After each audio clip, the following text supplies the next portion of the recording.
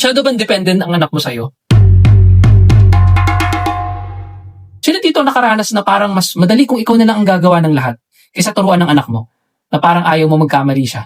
Sa totoo lang, may mga pagkakataon na napapatanong ako sa sarili ko, tama ba ang ginagawa ko? Lumaki kasi ako noon guys sa sitwasyon na kailangan ko maging independent sa murang edad. Natuto ako magtrabaho, mag-working student, at natuto akong tumayo sa sarili kong mga paa noon. Kaya ang pakiramdam ko noon, dapat ganun din ang anak ko. Pero na-realize ko na hindi lahat ng bata ay pare-pareho. Ang pagiging independent ay hindi natural.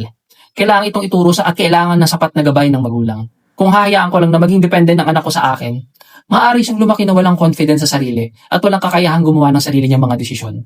Hindi natin gusto yan mangyari, mommy and daddy.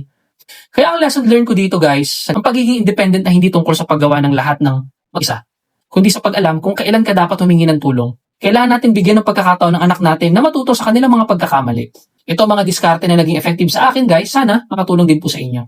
Una, magsimula tayo sa mga maliliit na bagay. Mabigay tayo ng mga simpleng task na kaya niyang gawin. Hayaan natin siya magbihis ng mag-isa. Kahit hindi perpekto o mali-mali o kasaan niya pinagsusuot yung kamay niya, hayaan natin siya. Okay lang yan, matututo siya sa sarili niya. Purihin natin ang efforts ng anak natin. Hindi mo kailangan purihin ang resulta, kundi ang efforts. Pangatlo, magbigay tayo ng choices. Hayaan mo siyang gumawa ng sarili niyang desisyon.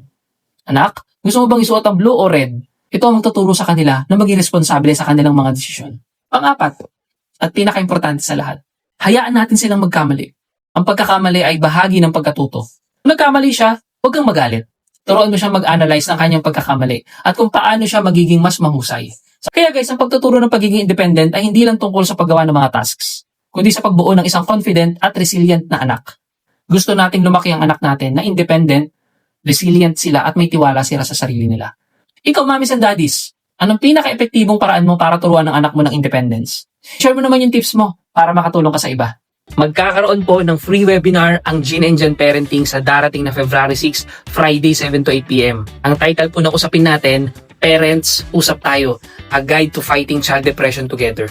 Himay-himayin po natin guys kung paano ba talaga labanan ng depression sa mga bata, ano-ano ang mga warning signs niyan, at paano tayo magiging sandigan ng mga anak natin. Makakasama po natin guys ang expert consultant natin, si Dr. Cathy Pagulayan, isa po siyang licensed psychometrician at isang educational psychologist.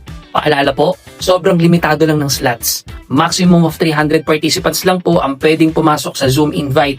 Kaya kung gusto mo makasigurado ng slot, una, i-scan mo ang QR code na matatagpuan sa taas ng screen mo para sa free registration. Isesend po ng team namin ang Zoom link sa contact details na ilalagay nyo sa form. At para naman po sa mga magulang na nangangailangan ng agarang tulong o urgent mental health concern para sa anak nila, i-scan mo naman ang QR code na matatagpuan mo sa baba ng screen para dumiretso ka na po sa Child Mental Health Consultation Form.